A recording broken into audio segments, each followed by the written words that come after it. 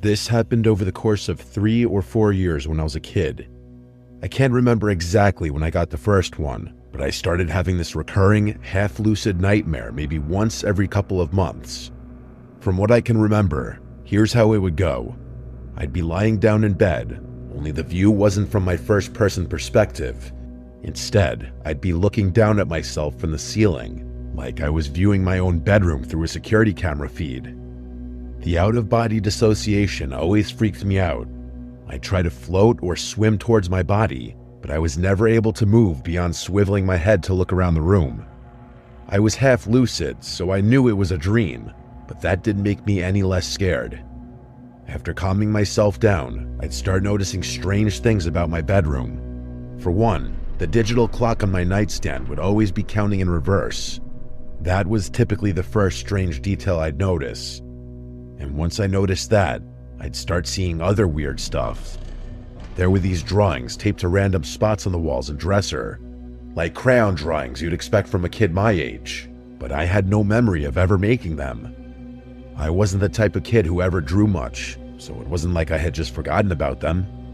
They always showed the same thing, a row of people holding hands, all smiling, with one smaller figure who I can only imagine was me. They were always standing in front of a house with a blue roof, but I can't remember much more about the drawings than that. The other detail about the dreams that still sticks out to me is an old toy train of mine that was always sitting in a different spot on my bedroom floor, which was significant because I had lost that particular toy years prior. Anyway, after analyzing my room for a bit, I'd get this unexplainable urge to look out my bedroom window. I'd glance over, and as if it were on cue, a man would appear just a few inches from the glass. He had short gray hair and what looked like a cut on his left temple. That's honestly all I can remember about his face. He would watch me sleep for a few seconds, then start clawing at the window like he was trying to open it from the outside. That's usually when I woke up. Sometimes I immediately ran to the window, and sometimes I was too terrified to even move. But I always ended up checking one way or another. I don't know what I thought I'd find. Maybe claw marks or a smudge from where his hand had been, but there was never anything there, or anyone for that matter. After the 4th time it happened, I finally told my parents.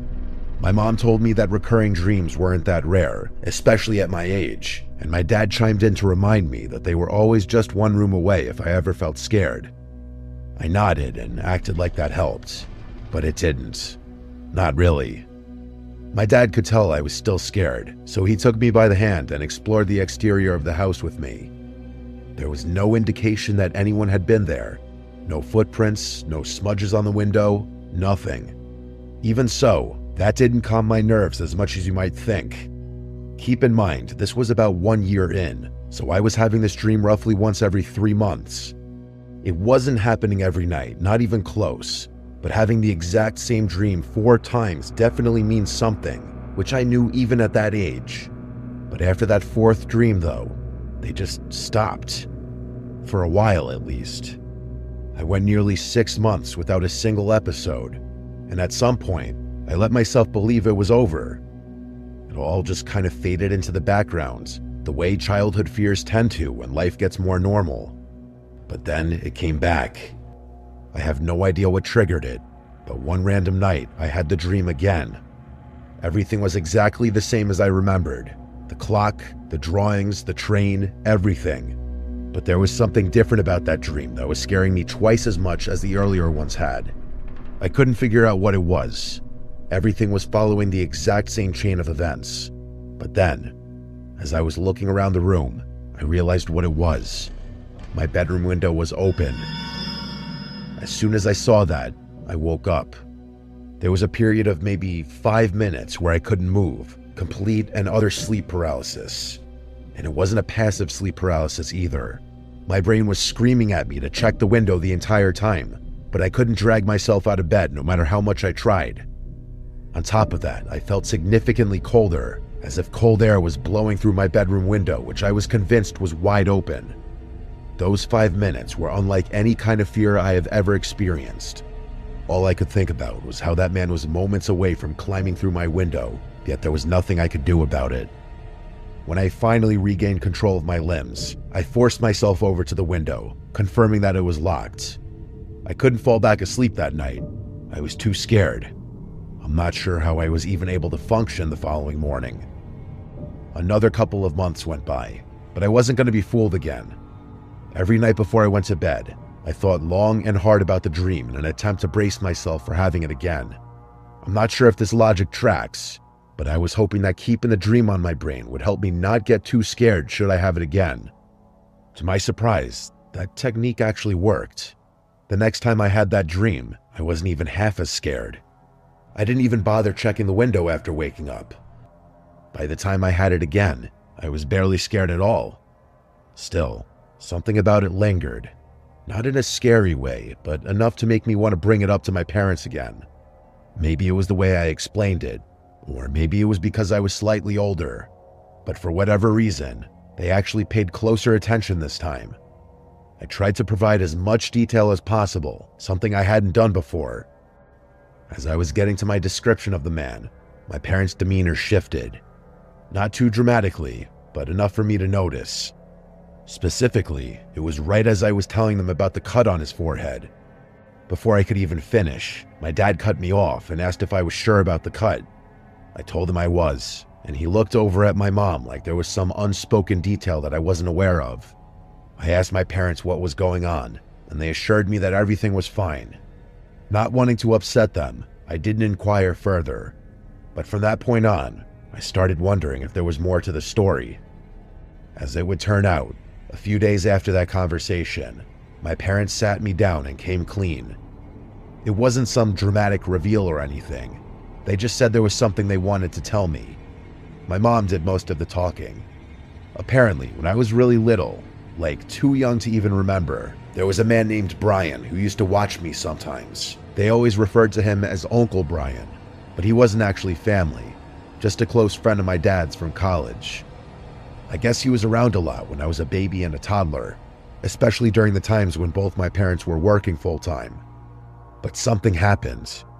My dad didn't give details, just said that there was a falling out between them, bad enough that they completely cut ties. He said he forbade Brian from ever coming near our family again, specifically from coming near me again. That was the end of it.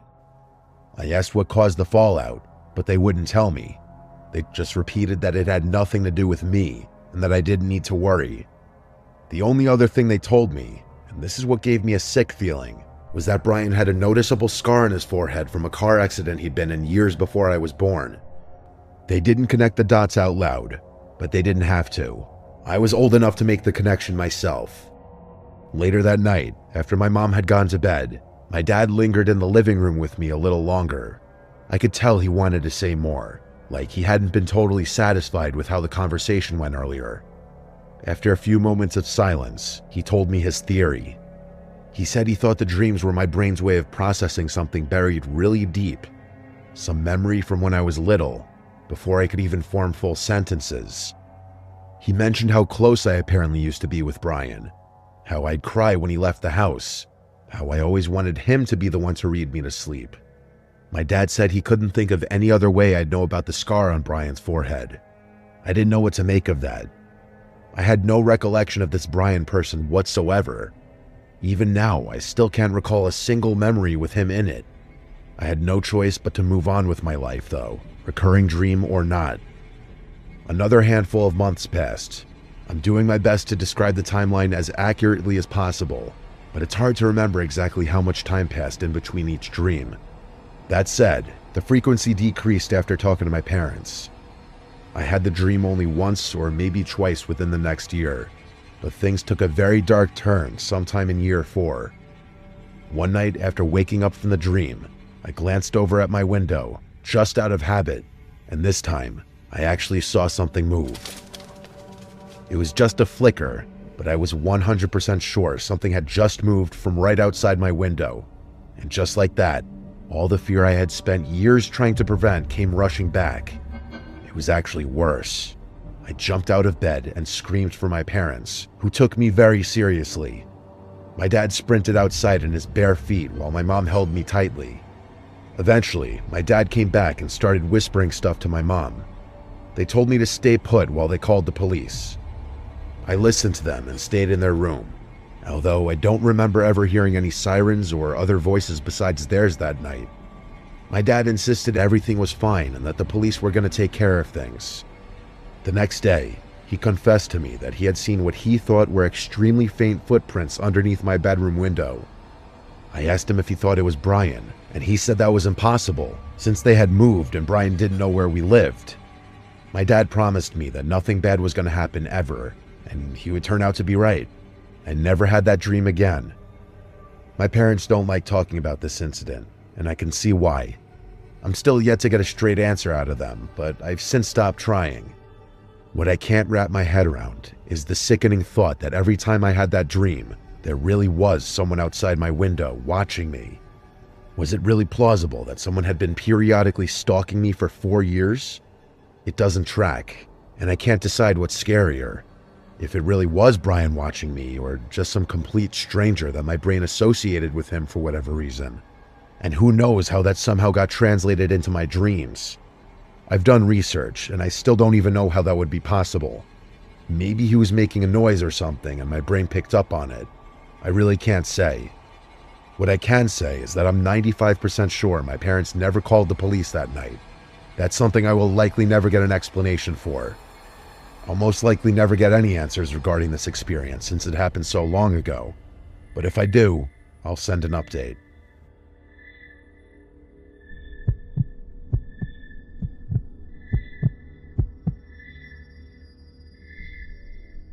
I'm going to keep this as short as possible. Most nights I fall asleep to some form of sound. It's the best way I know how to knock out quickly. Sometimes it's a chess video, sometimes it's a podcast about space, sometimes it's just a recording of a thunderstorm. You get the idea. I'm a very active dreamer, so whatever I fall asleep to usually gets translated directly into my dreams in some form. For example, if I fall asleep to a soccer compilation, then it's likely I'll have a dream about playing soccer. Part of the reason this is so clutch is because I had a ton of nightmares growing up, and this technique prevents them. This happened a couple of weeks ago during a sleepover at my friend Duncan's place. It was a sleepover, so I had to fall asleep normally. That wasn't an issue for me. It just meant my dreams would be a lot less predictable. There were 3 of us, me, Duncan, and Ian. Duncan's parents were away for the weekend, which is why we were having the sleepover in the first place. He has a lot of big, comfy couches in his living room, so that's where we all slept. That night, I had one of the most vivid dreams I've had in a while. I was out at sea on a small sailboat. I don't even know where it came from. I've never been on a sailboat in my life. The water was super choppy, and I remember the sky being this weird mix of dark purple and gray.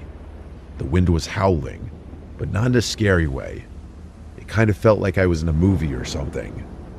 Then the boat lurched. I couldn't see what we hit, but I definitely felt it.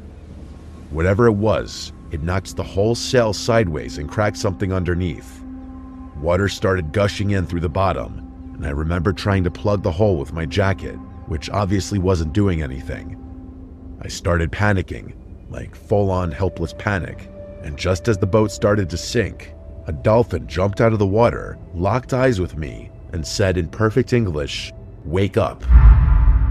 That instantly snapped me awake. I'm usually pretty groggy after waking up, but this was different, although I didn't know why yet.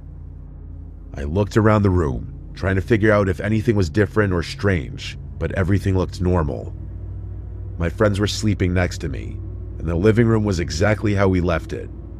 You know that weird in-between phase right after you wake up where you can't really process information accurately? That's what I was experiencing.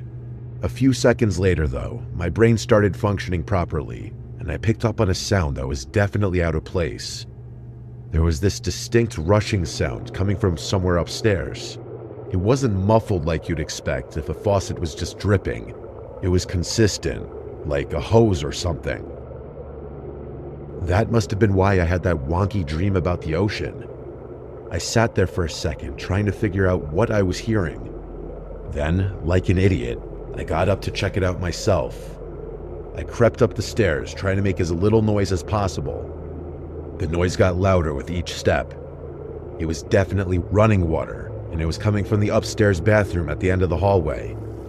The door was slightly cracked open, and even from a distance I could see the sink. One of the knobs was turned all the way to the right. The water was just gushing out, full blast.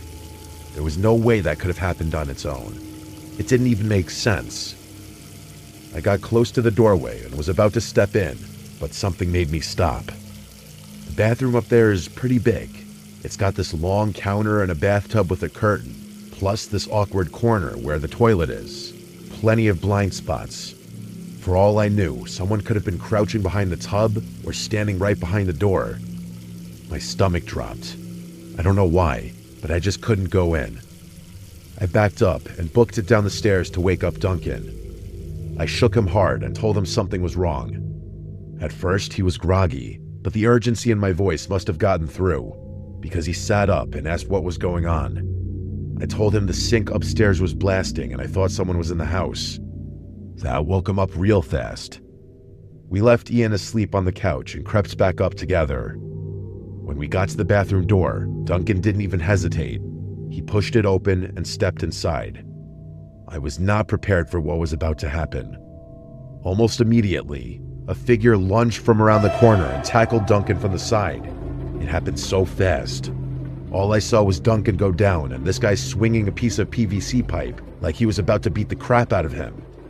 I didn't think, I just threw myself at the guy, trying to get him off Duncan. We both piled on him and wrestled him to the floor, but he was bigger than both of us. It was pure chaos. Eventually, the guy broke free and bailed, shoving both of us to the side and sprinting for the stairs. By the time Duncan and I made it to the porch, he was gone. The police showed up maybe 30 minutes later, but they weren't much help. They determined that the entry point was a downstairs window, which was wide open and had been previously unlocked. Duncan's family doesn't have cameras in their house, so there was no evidence we could turn over. The police said that it was likely that it had just been a burglar committing a random attack, but my friends and I think it was way more specific than that. First of all, why would a burglar purposely make noise by turning on a sink faucet in the first place? Yeah, it was obviously a trap to lure someone upstairs, but what was the point if he was trying to rob the place? This makes me think he had a more sinister intention, one I can't fully explain. Duncan is convinced that whoever broke in knew his parents were out of town and had expected only one person to be there that night, him. If that's true, then I can only imagine that whoever had broken in intended on seriously injuring or killing Duncan. I don't even like to think about what would have happened had I gone in that upstairs bathroom by myself.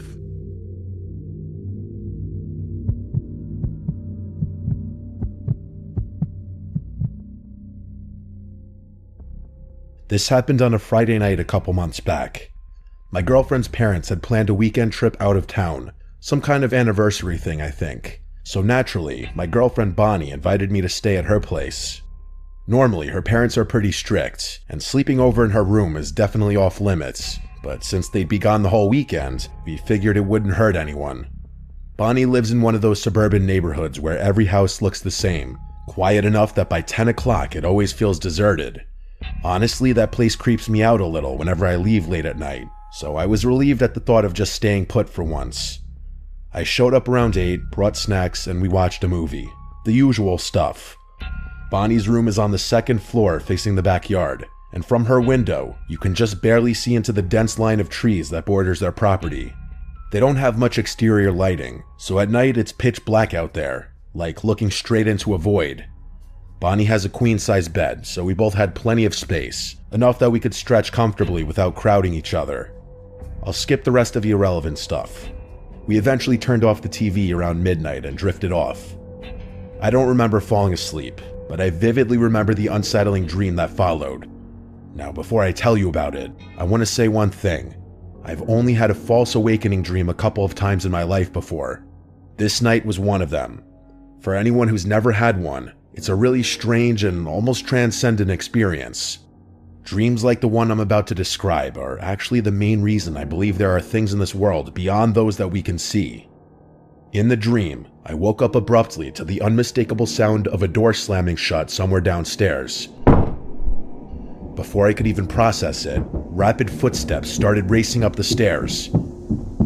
Without hesitation, I shot up in the bed with the intention of intercepting whoever had broken in. but something stopped me. Bonnie's room looked identical to how it had looked when we went to sleep.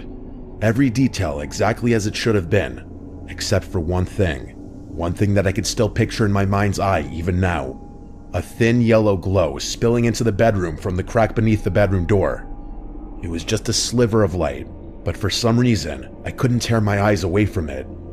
All my confidence was gone. My vision began tunneling into this little bar of light as everything else started fading to black. The footsteps made it up the stairs and started storming towards the door, but I couldn't do anything about it. I was frozen. And then, silence. I was still fixated on the light below the door when the voices started. At first, it was just one voice, a woman's voice, saying all sorts of nasty things about me. Insults about my appearance, my outlook on life, my future, but then things started getting more personal. It knew things about me, deeply personal things I'd never shared with anyone, not even Bonnie. It started reciting events from my past, things I had said, things I had done, things no stranger would know, things no stranger could know. One voice became two became three, and before I knew it, there were 100 voices tormenting me with my darkest, most repressed secrets. It genuinely felt like the darkest pieces of my brain were being dragged out of my head and thrown under a microscope. I couldn't take it anymore. I threw off the covers, bolted across the room, and swung open the bedroom door, ready to confront whoever was harassing me. But the instant the door opened, every light in the house snapped off, and I was plunged into pure darkness.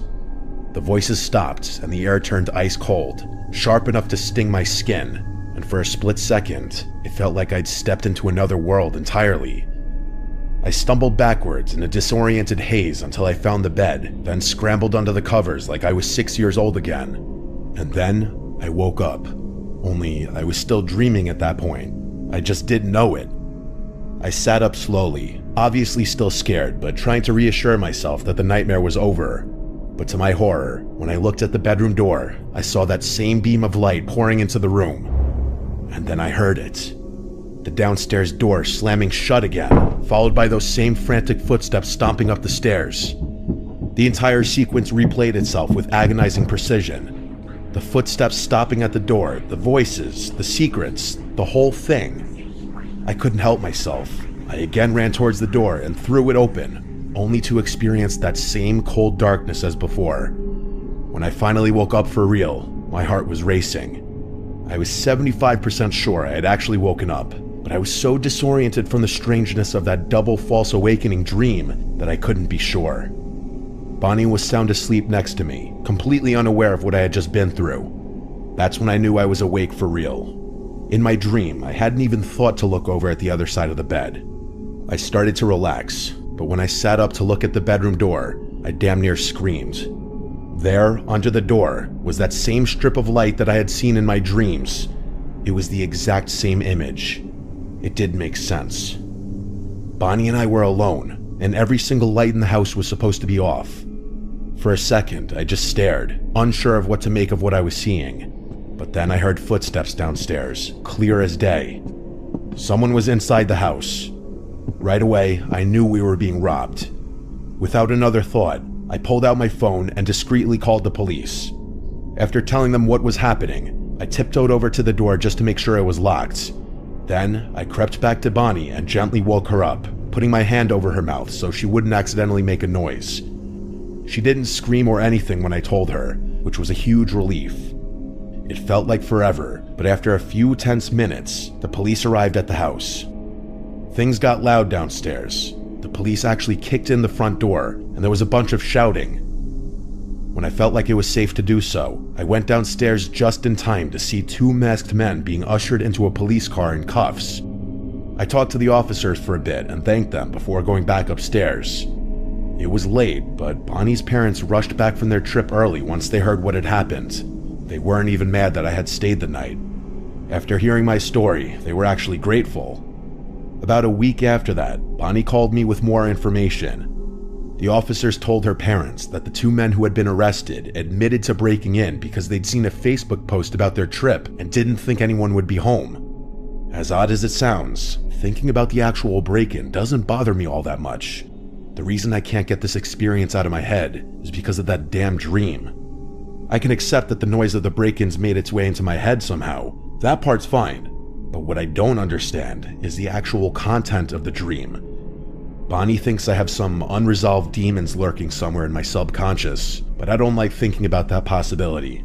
And as for the door, I was lying down, so I wouldn't have been able to even see the door, let alone conjure up a perfect image of it in my head. I really don't know what to make of that, but that strip of light is something I see all the time. I can literally see it in my head now. I don't even have to be closing my eyes, which is even more troubling. It's not like it's obstructing my vision or anything, but it's always there in the back of my mind. I'm sure that image will go away eventually, but part of me is worried that it'll be seared into my head forever.